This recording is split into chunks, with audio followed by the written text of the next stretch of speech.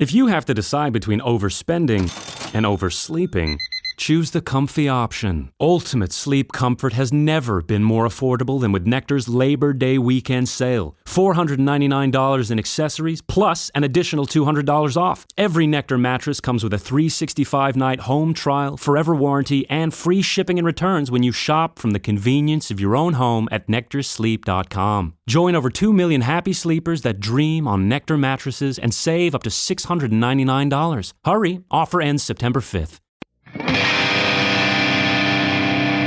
We celebrate in our own way.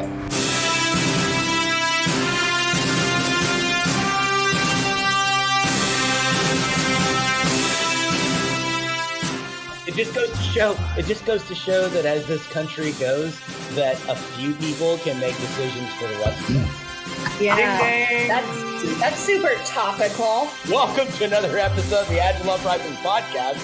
Like, oh, Ouch. On behalf of a former UK colony, hey, how bad could it really have turned out? I mean, in the long run. I'd like to say goodbye to about half of our audience that is now turning our podcast off. I was gonna say, uh-oh. They know how if they see my name on here, they know how things are gonna roll. You know what you're signing up for. It's fine. I'd like to state that this is Brad's doing. Brad's been wanting this podcast for a long time, and he thought the best way to get some of us to show up is, hey, post barbecue on the national holiday where you told UK to suck it is a good time for us to show. So Janeé and I decided to show up. So hi, Brad. Hi. Well, I guess, it's very serious. We do so many serious podcasts that we need to add a more serious tone to everything. And really, it's, Agile, Marvel versus DC. Who wins? Who's the villains? Who's the superheroes? And who comes out on top? Or do we actually throw other things in there like we go the Watchmen? Because that's a nice bleak universe. Oh, like the Darkhorse and the Todd McFarlanes of the world. Like, let's get Spawn involved and, Spawn. Someone bring the boys into it. Let's do that. Oh, I could see Spawn being a Scrum Master, seriously. Because he's come from the dark side. No. Oh, man. He's a PMO VP. He's a PMO VP if I ever saw one. That was my question, though. Like, are we talking about the different heroes in the different universes and what they evoke in the Agile landscape, or what do we think? Brad, why don't you explain? Yeah, you will help illuminate us all. So Brad's been wanting to do a comic book podcast for the longest time, and for the record, this could go 17,000 different directions in a multitude of multiverses. So we do not need Doctor Strange. But Brad, why don't you break down the premise of what we want to talk about? Okay, we've been arguing this whether Agile is DC or Marvel for so long, because I know Murman and I have been having this conversation for at least 12 months, probably 2 years, something like that. Sure. And we've gotten into it a few times, but I really want to know whether the Agile world is more like Marvel or whether it's more like DC. And I'm actually willing for this to go any direction. I am completely up for the movie universes versus the comic universes. I am happy to ascribe villainy. I am, who is the Mephisto in this world? I don't mind. Who's the Stephen Strange? Well, I mean, clearly that's Lev. Not Lev, that'd have to be Troy, because he can go any which way and you just never know where he's going. But no. You don't know whether Troy's actually in his physical or corporeal form at any point in time. So that's why. We really don't know. Brad, can I just state right off the bat what I feel like is going to happen with our listeners? I don't think it's necessarily the case with you and Janeé. I do think that most of the children that listen to us either were told that Marvel comics are better because they listen to a podcast with some hipsters in it that are like, no, Marvel's way cooler because they get us better and all that. Or they just grew up watching the Marvel movies and didn't remember that DC started all the Marvel Comics movies and used to make them better. Let's save that for. All I'm saying is that this conversation is already slanted against DC because most of these children wouldn't know a good comic book that slapped them in the face. Oh, see, I think it's slanted against DC because it's DC. I think that that in and of itself, if you use a word to describe itself, did you really describe the word? Well, I mean, what's DC? DC is the world of gods and immortals that have some fatal flaw, but they're beyond us all. That's what I think DC is. I would describe it different. Only not that you're far. I don't think you're far off. I would describe it as more of. The word iconoclast is used a lot, meaning they're not real cities, they're not real places. They're real situations, but they're not real people because the original creators didn't feel like the Bob Kanes, the Schusters of the world, right? Like they did not feel like you needed an actual city. They were leaving reality, like so. I don't think they left reality all that much because I mean, if you're talking, say, Gotham and Metropolis, it's New York City and Brooklyn. Actually, that's not true. New Jersey. Nope. No. Most people would say that Metropolis is Chicago. Okay. Oh, I didn't know and that. Metropolis is New York City. Well, all right. Think about this, right? Like Smallville, is a small farm town. Is there? Mm-hmm. I mean, yes, there's farm town outside of in upstate New York, but for the most part, you're thinking small town, right? Like it's kind of people think Smallville's like Kansas kind of a thing. People think that like Smallville is like a suburb of Metropolis, and that was never really the case. Okay, so is Metropolis then, if we're going the agile and software world, is Metropolis in the software world Silicon Valley? Sure. I don't think you're wrong. I don't know if you're right, but I don't think you're wrong. Yeah, and then we have to say that Gotham City has to be Houston or Philly. I don't know if that's a slap in the face of Gotham City or not. I'm not sure who to defend there. Yeah. There's a reason why Gotham City has been Chicago in so many of the movies previously. Fair enough. There is a reason. Yep.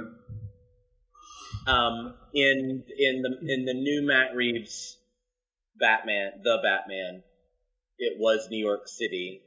Almost a little like trying to be too much on the nose New York City, like Gotham City Garden instead of Madison Square Garden. Like, okay, we get it. You're in New York, dude. Like, cool. Thanks for throwing it in our face with the Flatiron building, like whatever. I don't know. But Marvel was this, oh, no. We're real people in real cities, and I'm going to show you that. Exactly. Mostly because Stan Lee was in charge, and Stan Lee was a New Yorker, and he's like, I know New York City, and so I'm going to write what I know. All of this thing of like, well, Marvel's supposed to be this or supposed to be that, like, the writers just wrote what they knew, and Stan Lee just decided to say, hey, I'm going to do New York City. Then isn't that perfectly agile then? Because, the whole manifesto, I'm going to bring it back on topic. The whole manifesto is actually, programmers and people doing the work actually saying, look, we're going to write what we know and do what we're going to do. So DC can't be agile because it's, fantasy land, whereas I've struck a nerve. I can see the look on the face. No, I'm about to have the ultimate comeback. DC can't be agile because, or maybe DC is agile because some of the original, like Action Comics #1, Detective Comics 15, they're considered religious texts, and the original creators are considered to be deities, almost like we consider the manifesto in its ridiculous, like semi-half-formed state to be something that can never be changed. And it's always religious, and don't you dare say a thing about Bob Kane and Bill Finger, and how dare you do that? Like, no, they were just dudes writing work. Also, a bunch of white men creating things, which is the same thing of Marvel, so who gives a shit, right? Like, Let's just start throwing away a bunch of sacred cows while we're at it. Like none of this is this is nerd children becoming nerd adults wanting to out nerd each other, which is the exact thing that Agile is. So therefore, DC and Marvel are both DC. I rest my case. Okay. Well, then I guess we're done. Brad, did you have specific characters that you were like, hey, which one is the like? Which one is Thanos? Like, all right, let's throw out let's throw a big baddie. Thanos. Okay, so I'm going to give Snyder a call out here. He thought Thanos was safe. It was take in all the frameworks and get rid of half of it. Mm-hmm. Snap of the fingers. The snapping. Huh. Is that your way of saying that people only follow about half of safe and say that they're safe? Because if that's the case, we could say the same thing about Scrum. I think he was going that they tried to take the best of everything and then got rid of a whole bunch of stuff, and You're correct. Yeah, we got a little bit of WizGIF, a little bit of Flow, a little bit of Ryerson, a little bit of like Reinerson, right? Like we've got like a little pieces of bits and everything. I get that. I get that. So yeah, all right, it's Mumbo number 5 Agile style. I don't know if that's a slam on Lou Vega or not. Like I'm trying to I couldn't tell you. I can't tell you I'm a fan of his, but whatever. All right, so if Thanos is safe, what character would be Scrum? Oh, Scrum. And then we're doing Kanban right after that, Janeé. So after Brad goes, you go for Kanban. Are you wanting a villain or any character? Or anybody. Like, there's no... Either you're a hero or you're an anti-hero. Thanos could be considered an anti-hero if you really felt like arguing. Oh. You could say Scrum's the Punisher because he gets things done and takes no prisoners. I can't fathom a further character from the, like, you killed my family, now I'm going to kill you. Like in the movie, like, you remember the original one with Thomas Jane, and he's yelling, Howard Saint! Like, come on now. I don't know that. I know a couple of Scrum Masters that are that scary. In this equation, or Sutherland? Oh, God. What if they were the Wonder Twins? And they're like, Wonder Twins activate, and then they say two things that are completely irrelevant, and they don't really necessarily get along, but they kind of get along. But they sort of do some good stuff. I don't know, that's old school. I don't know. Form of an otter and shape of a weasel. I'm not sure. Sure. Yeah. It was always like form of pterodactyl, and then like shape of ice. Now we were joking. Janeé, you look like you want to say something here. No, I was thinking we didn't answer the Scrum question, right? I'm really thinking about that. I'm just thinking like Green Lantern, maybe. Like it's like you're normal, but then you're suddenly gifted with this super powerful ring that you think, and you can do whatever you want. So you've got this base to work from. Right. What about Doc Ock, where you've actually got a really, really good idea that's solid if it actually worked, but then it just gets it's all the little voices in the head that totally corrupt it. Yeah. Well, that's I think that, well, all right, so let me get a little existential for a question, or esoteric, one of the two. Brad, do you feel like half of the comic book villains meet that description as someone wanting to do good, right? So Octavius wanted to do a good thing, was trying the Sandman. Hard, right? Dr. or Mr. Freeze, right? Or sorry, I'm trying to draw back to Sinestro. Sinestro was a huge, like, I'm trying to do this to save my planet and my family, like protect my people, and then all of a sudden they get a little bit of power and they're like, but what if I save them and also are in charge of everything? What if that happened? Wouldn't that be fun? I think you could actually say most villains, not all, but a good number of villains aren't always out for themselves. It's some higher thing that gets corrupted. I think that's why the Joker is unique, because he just wants to quote Alfred in The Dark Knight, is some men just want to watch the world burn, right? So basically, the Joker's connected in theory. Everything is chaos. I would argue that Agile Twitter and LinkedIn, Agile LinkedIn is what I would call the Joker, because agreed. Most of you all on there just want to watch the world burn, or to just keep at it until everybody says you're right. Yeah, you're just on there to poke at people or be proven exactly. Yeah, exactly. They just want to watch the world burn. Yeah. I was going to say, you're Scrum Master though. I reckon he's Spidey. Friendly neighborhood Spider-Man. Little battles all the time. Always trying to do that little bit better. What if you're okay, all right, let me pose I don't think you're wrong. I'm not saying you're wrong. I think we're deifying Spider-Man a little too early in the podcast, but sure, whatever. Oh, okay. I'm sorry. Listen, I've got a Batman tattoo right here that everybody thinks it looks like a porn mustache, so I don't have any room to talk about it. But, all right, look, no, wait, where is it? On which side am I on? There. See, look, I told you. Yeah, you just need to add a nose there. Yeah. I told you. Left and Jay make fun of it all the time. So, all right. So that's the glass half full version of the Scrum Master. What about I'm used to being, I was a project manager, and for the record, there are still tons of project managers transitioning into being Scrum Masters or whatever weird hybrid name they've been told, right? Ton of command and control trained people, no matter their age, right? No matter their age. Not coming from this sense of I'm just here around the corner, do my part. Then they're Tony Stark. I don't want to go into space. I don't want to go into space. I don't want to go underneath.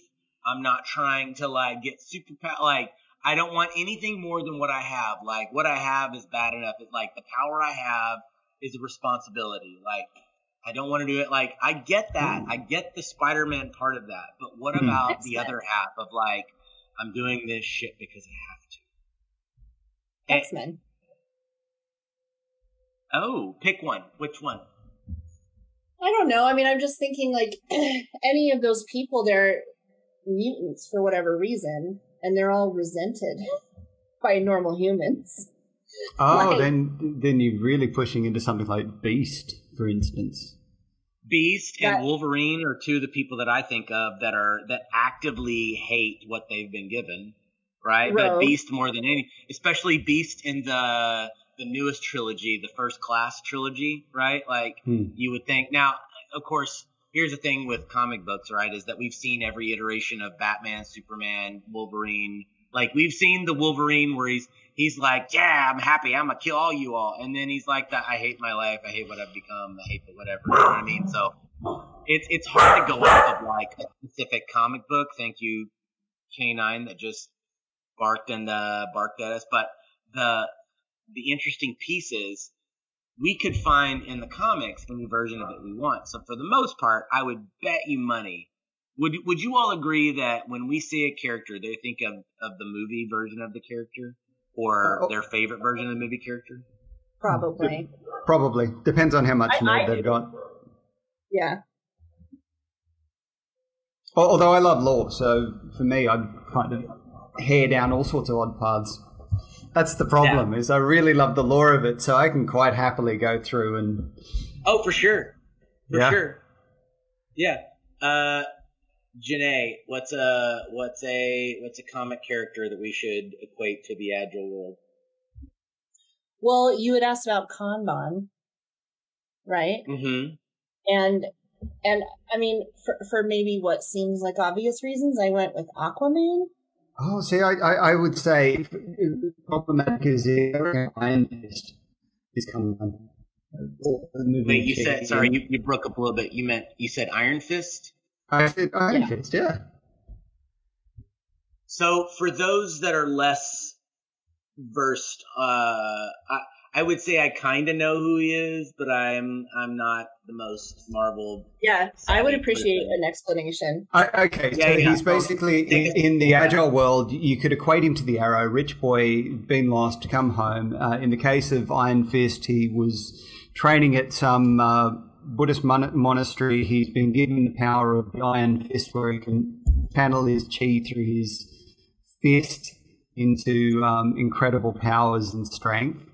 But he's very much a little bit tortured, a little bit of the flow of the moment, all about the moving of chi and side of things, and then comes in like a big hammer every now and then, the proverbial hammer looking for every nail, or everything being a nail because it's a hammer. Oh, for combat?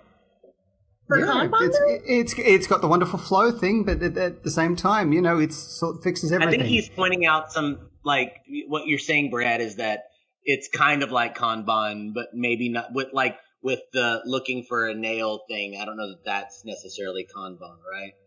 Yeah. I think that's Kanban applied sometimes. I don't think that's always Kanban, though. But the flow thing happens.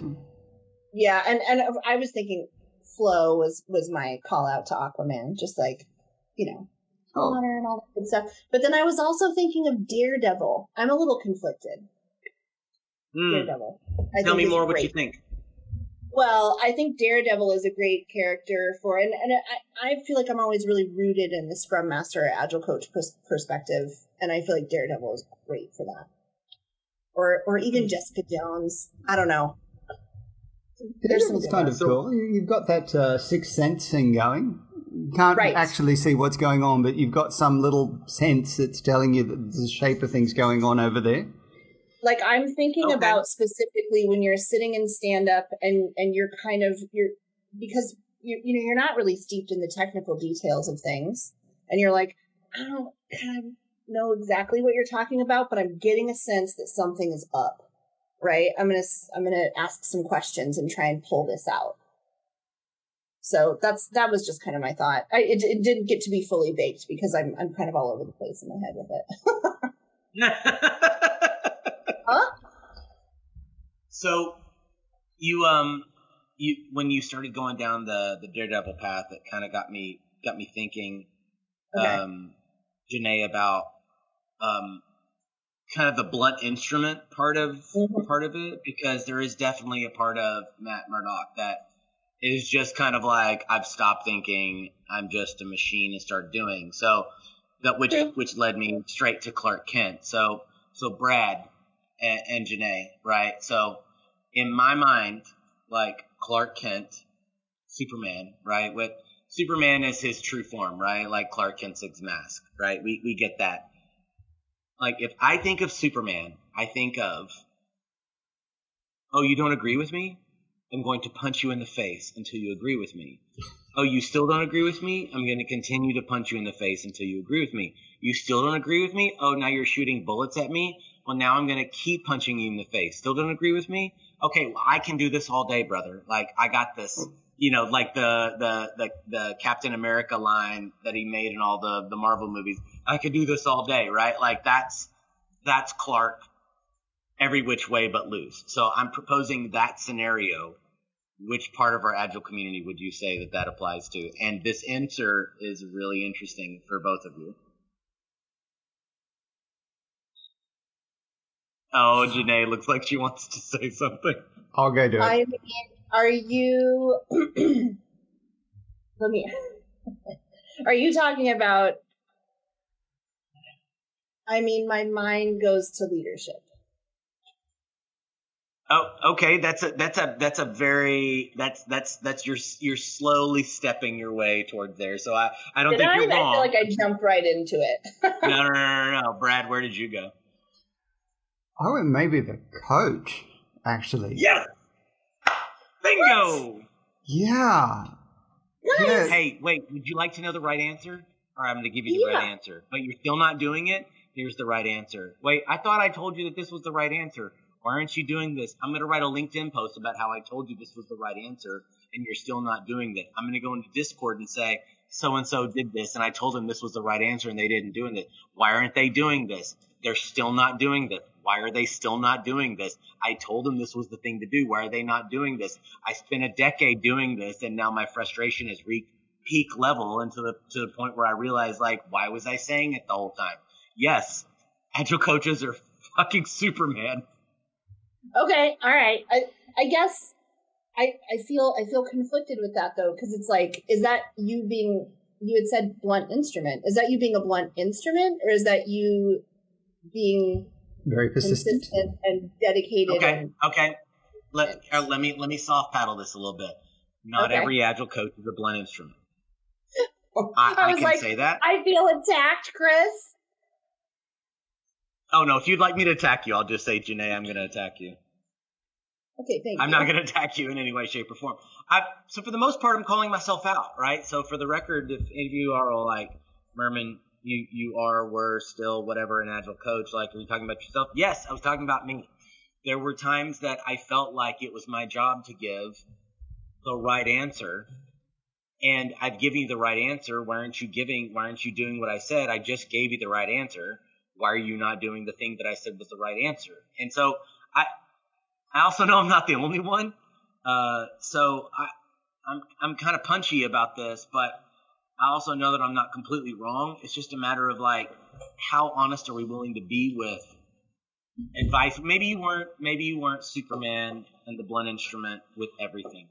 Maybe it was, hey, when we stepped out of frameworks and we got to talk about, abstract concepts like flow or value, then I was able to shine. But when I had to teach, a user story writing workshop or intros to Agile, or I had to teach a framework course, and I'm just going to say a framework course because they're all a version of this is right and this is wrong, and you're going to have to pass this test to prove it. So I'm going to give you the right answers. So here's the right answers. Don't ever do anything except the right answers.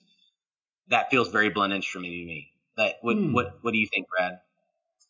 Am I just going too far out of deep end? No. But I'm also wondering whether there's, the agile coach as the Hulk, that very esoteric, very thoughtful individual that they just get pushed that little bit too far every now and then and fireworks and explode. You wouldn't like me when I'm angry. Well, so I'm thinking of the version of the Hulk where the more you kept shooting it with bullets and kept hitting it, the bigger and stronger that it got, and the more angrier it got, and it just the more you challenged the Hulk, the angrier and larger and more vicious that it got. Like, I could go down that path. But maybe there's a different version of that isn't so aggressive, because in my mind, I'm thinking of that line, like, where he's like, "What's your secret?" And he's like, "I'm always mad," right? And I'm butchering it, and I apologize to everybody that's listening. But, I don't know, because I don't know that I'm, at least not right now in my career, am I like, this is the right thing to do? I'm always like, this is what I think is the right thing to do, but let's talk it out, right? And the more, like, slings and arrows that come my way, I am growing, like, bigger and, like, larger by the day, but it's less like anger and frustration. It's more for me personally, and I'm just going to turn this into, like, a rainbows and sparkles kind of metaphor here. But for me, that helps me grow as a coach, right? Like, those things coming my way, I'm constantly turning them around in my brain. Would you say an elevated version of the coach is actually Wonder Woman? That's where I was going to go with it, Brad. Yes. And there's a couple of different things. There's a couple of reasons here. We're actually dodging bullets, not absorbing them. We're using our the lasso of Hestia, the lasso of truth, to ferret out what's actually going on. We get ourselves in trouble, but we can often get ourselves back out of it. Yep. Although the lightning out of there. Yeah. Everybody needs an invisible plane. I was trying to picture a version of the Incredible Hulk with rainbows and glitter after Janeé did her, and I'm like, I kind of want to see that. That sounds kind of cool. Yeah. No, I mean, that's just kind of where I was going with it, because I was thinking too. Of course, I have days where I'm like, wrong. Like in my head, I'm thinking that Sure. when, but I definitely know it's going to be more helpful for me to show up with more curiosity and openness to what I might learn from even a wrong, like, to be honest, like completely effed up situation, and how, that's going to help everybody involved, especially me. And there's humanity in that as well. Traditionally, if you think about it, this shows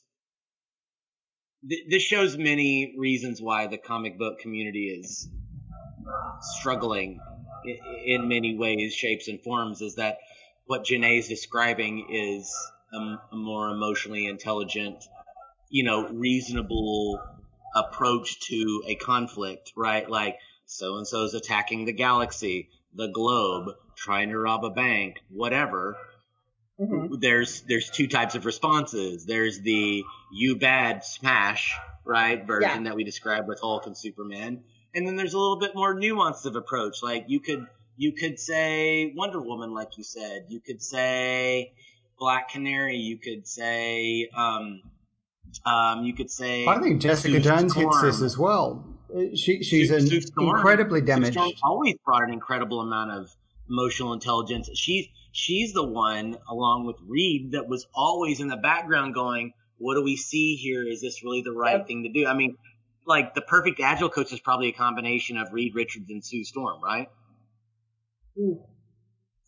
In a way, maybe? I'm going to put that in my LinkedIn bio. I don't know, Brad, is that fair? I actually think that's probably really fair. Like Reed Richards, although he does have his moments of tyranny throughout the comics and whatnot, but well, but that's every superhero in well, incredibly intelligent men tend to get a little full of themselves and decide to have illusions of grandeur, i.e. Lex Luthor. I would argue that there's very little difference between Lex Luthor and Reed Richards, except for maybe like one choice different. But for the most part, I would say they're the same person. One just doesn't have superpowers. Lex Luthor could be the greatest hero of all time, despite the fact that he hates Superman for taking away his... Like, if there was no Superman and Lex Luthor was just Lex Luthor, I don't think Lex Luthor becomes what we think of him as an evil person. I think that he saves humanity in many, many, many timelines and multiverses. It's just so he was like, why is this alien here? I don't like aliens. So is Lex Luthor the modern Donald Trump with some brains? I just was about to say, let's not equate him to the Orange Cheeto. He did not make... I don't think he deserves it. I'm just the way that you were describing it. I know. You feel dirty now, don't you? Unclean. Oh, I felt dirty years ago, but I felt dirty like a half an hour before we started this podcast. Like, let's be honest. So, yep. It's the 4th of July, and I've been drinking. Now that's the bumper. Here's the funny thing about comparing Agile to whatever comic book universe you want to do, right? Is that there are, from a perspective, there are the good side, or the good people. There are. The heroes and the villains. Usually a very, very fine line between the two. And I would argue in our community, the good guys versus the bad guys, it just depends on what side of the argument you're on. Yep. The reason why I brought up Superman and the blunt instrument thing, and you started it with Thanos, right? Like, comic books is filled with these blunt instruments that's like, agile smash, right? Like, that we see. Yeah. And it's not fun. It's not fun to kind of look at it in a nuanced way. But the fact that we don't have the ability to see Marvel versus DC, right? Or, because at the end of the day, I probably now read just as much Marvel as I do DC. Marvel is still dumber than DC in my mind, and you won't convince me otherwise. They all copied they copied everything that DC did, and they're like, no, look, we're better because we're in New York City. No, fuck you, right? Like, it's the exact same, like Green Arrow and Hawkeye are the same character. Fuck off, right? So anyway, but I will say this, that whichever side of the aisle you're on is the same thing with our work. And it just depends on what side you're on, whether you're the villain or the hero, right? Oh, sadly, that's such a grey space, but it's true. Yeah, I think it depends. I think on any given day, you could easily become, I mean, with one shitty conversation, you become a blunt instrument. And you're like, that is not what I wanted. That's not where I wanted this to go. I really, I sent that in the exact wrong direction. No, I gotta fix it. No. Yeah. And, well, here's the cool part is when you realize it, right? I mean, I don't know. Brad, when's the last time you felt like you were a blunt instrument? What, last week? That's fine. The timing doesn't matter. No, it definitely happens. It's always that balancing act. And I think, for the most part, most of us are just trying to get along and do the best we can. And we blunder and we make mistakes. I think it's with best of intentions that we do some of our greatest harm. So, the great responsibility line, it certainly still rings true. And we do. But at the same time, it's sometimes those really good intentions that gets us into really bad places. Let's go X-Men. Magneto is originally, besides for the whole genocide thing that he wants to do to all humans, he starts from a place of hurt. That's the whole birthplace of everything he does. It's to grow and protect the mutant kind. Unfortunately, he does infinite amounts of damage once he's reaches those peaks. Mm-hmm. But Professor X has easily done just as much damage over the years as Magneto, just in different ways. Yeah, Superman was created by two. Go ahead, Janeé. Well, I was just thinking too, like, you already went existential, so my mind is there, but like, it's the difference between starting out with this power and then letting it get out of control and wreaking a lot of havoc and sending people into, dark places, whatever they may be. I won't name any. I actually think Batman is one of the interesting points where this actually, in a weird way, reflects reality probably better. Like, Batman is the cause of so many of the villains in Gotham City. At the same time, those same villains feed back and cause Batman to be who he is. It's broken people creating more broken people. Yeah, that's really interesting. But then I was just thinking about how on the other end of the spectrum, it's like these, and I'm thinking of X-Men or even the Hulk, where it's like you have this power, you realize how important it is, you learn to control it, and you use that to protect people. Mm-hmm. And I'm just thinking about how that relates to some of what we do. Nearly every superhero coming of age, like the coming of age part of their story is, I mean, I remember even the Ben Affleck Daredevil movie of him saying, like, I honed my body up along the heights of New York City, right? Like, they realize they can't just, even Superman at some point in time has to get trained. Like, Batman, like, for, check your comic books. Batman trains Superman on how to fight. You're like, why would he need to learn how to fight? He can punch through 7 brick walls at the exact same time and then finish you off with, and it's like, it's not about how strong you are, right? It needs refining. It's also, if you don't go through that journey, you of self-discovery, of training, of all the bit, you go from being, say, Superman to being Brightburn or The Boys. Yes. So there's a scary, well, the more powerful you are, the scarier you can be. Now that speaks, like, like say the, all right, let's go to a recent one, like Wanda Maximoff in the newest Doctor Strange movie. Like, spoiler alert, I'm not going to spoil anything. I'm just saying, like, we get to see all of what Wanda Maximoff is truly capable of. For the record, during the House of M comic book series, Wanda Maximoff literally remakes the reality of the entire world. Just sits in a cave and goes, by the way, no more mutants. Right? No more humans, right? Like, and if that's a spoiler for anybody, I'm sorry. No. I don't listen. That series came out 20 years ago. Who cares? Brad, I made a face. What was the thing that you said earlier that triggered me? And I wanted to let Janeé talk, so I didn't want to interrupt her. It was Batman reflecting real life hurt people, hurting people, creating hurt people. You're Bradley. We're brothers, but what a simpleton you are to make that statement. Like Batman is a hurt person. Hurt people don't hurt people. It's not how I would describe that.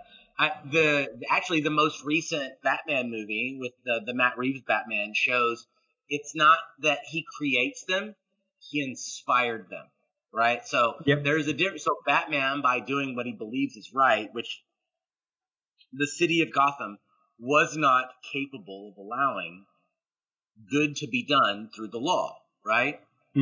So you could say that Batman was one of the original signers of the manifesto. And in that, I'm not deifying him. So just get your pitchforks away. What I'm saying is that he saw that the law wasn't able to allow him to work within the confines of what we wanted. So he's basically like, I'm going to do it different, yo. And he decided to prowl around the city. For the record, if you haven't seen the Batman, it's a fucking. It's actually a very good movie. That's awesome. Completely agree. It's a fantastic movie, but because he had to operate outside the law to get something done, well, you got a bunch of, shall we say, sanity challenged people in the city of Gotham that saw what he was doing. And there's this scene during the Batman where he and the Riddler are talking, and after the Riddler is captured, and he's like, you inspired me. He's like, you showed me what was possible with a little bit of fear and some focused violence. He's like, you showed me what was possible. And he's like, oh crap, I'm a part of this. Now, did he create it? No. I do not think that, like, only because Batman showed up did villains show up. Like, that's ridiculous. But the fact that people were like, I see the way he's doing it, and I'm going to take that and I'm going to use it for evil, that sounds like fun. And when you're a deranged person, i.e. a leader that's trying to keep their silo in check, and so I'm going to hire this agile coach to come and reinforce my hierarchy and my state of being. By the way, we're going to also use a framework, and I've already decided the framework, so I'm going to pay you to use the framework I've already decided and the rules I've already made up to help make things more successful.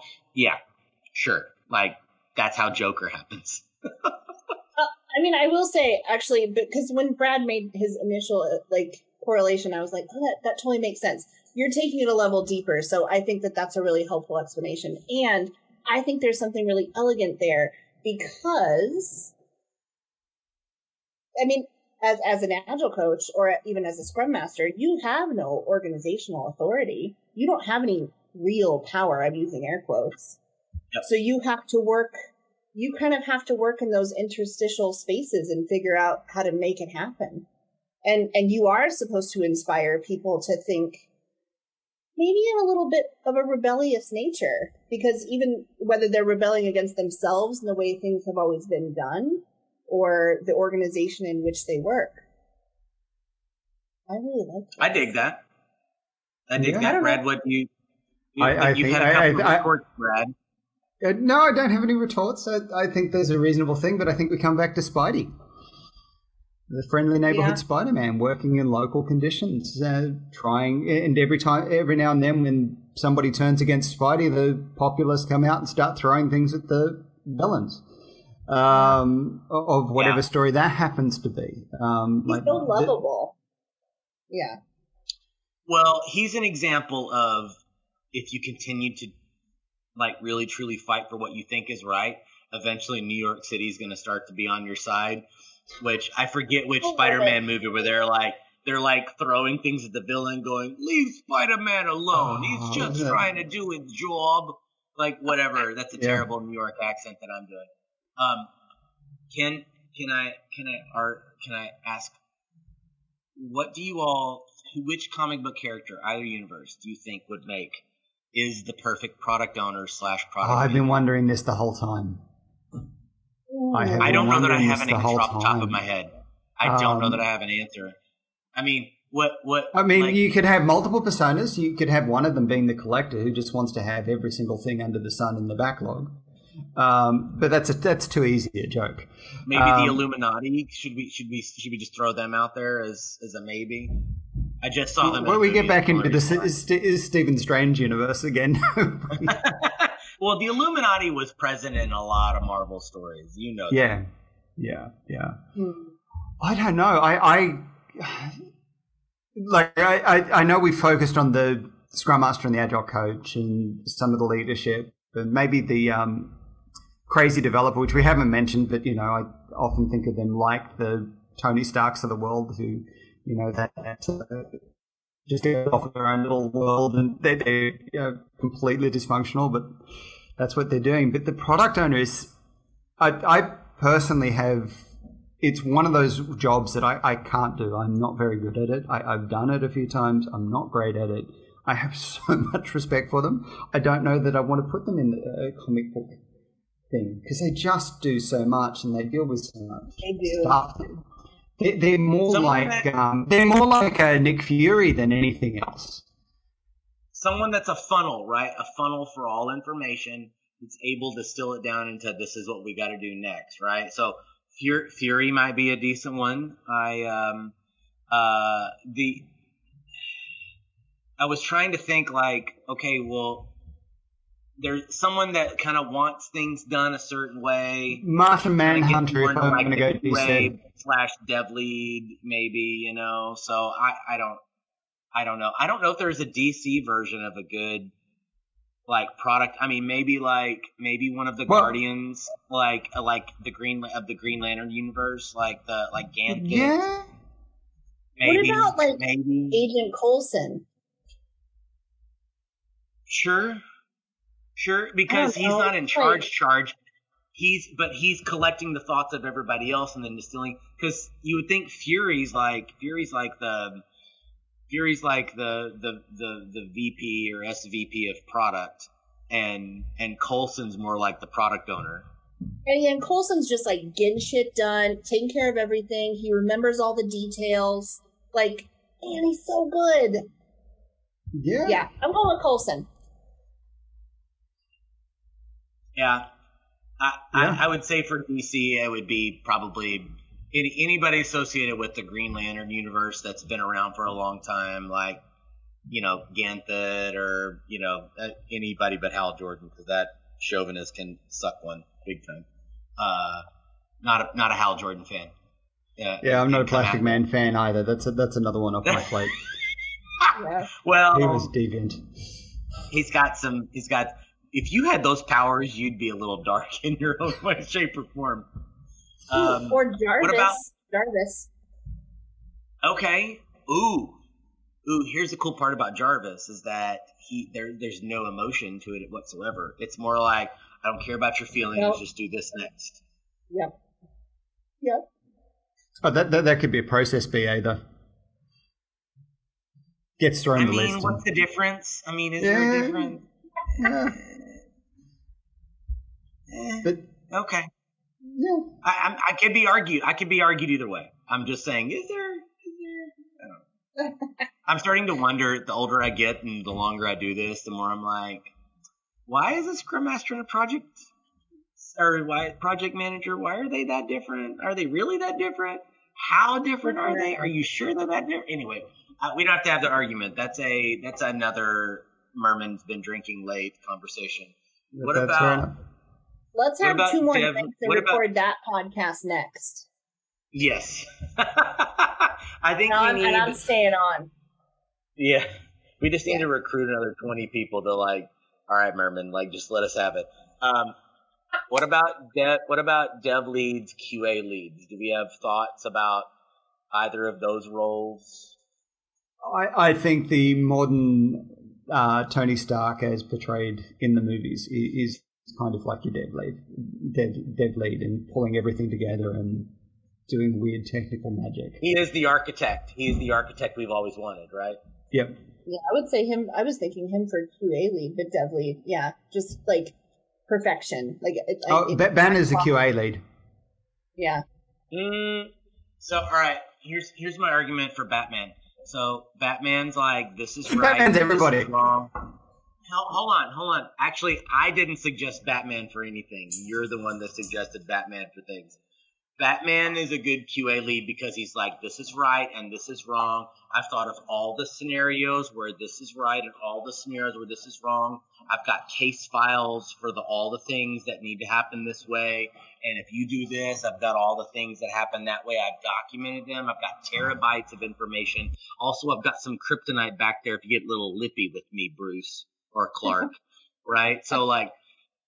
So I think he actually makes a better QA lead than anybody else because he's like, I say what's right. I say it. Is that fair, Brad? Oh, yeah, I mean, he does insert kryptonite into Superman's brain at one point. Yes, he does. He's got multiple types of kryptonite. Yeah. I'm so torn on that. You know I'm torn on this. I want to say yes, but I'm not sure that I can. Can we agree that there are multiple characters? Like the ubiquitous characters of like Spider-Man, Iron Man, Batman,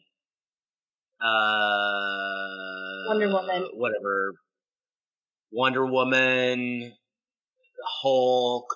Like characters could probably fill many roles. And sure. Probably, depending on which comic books you've read, they'd probably fit. Is that fair? I think that's fair. I agree.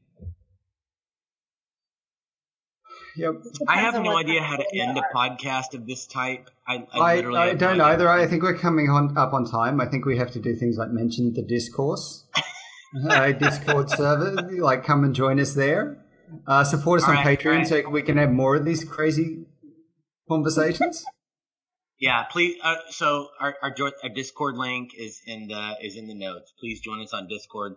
Trust me, we talk about crazier shit than this on a daily basis. The fact that it's taken, I would say, the fact that Brad said we've been talking about this for a year and it's taken us that long to get it scheduled just shows how much we talk about this stuff. So, we also, I will say that we've started giving out quarterly pieces of swag for our Patreon subscribers. So, I don't want to like say like we've got some cool ideas of stuff that's coming up. If Jay Hershko was here, he would have a way more professional way of describing this. And we didn't invite him because he'd get a little too Unabomberish with his thoughts. And, frankly, he's got a manifesto for all of this stuff on his website. jaysmanifesto.org. So just check those out there.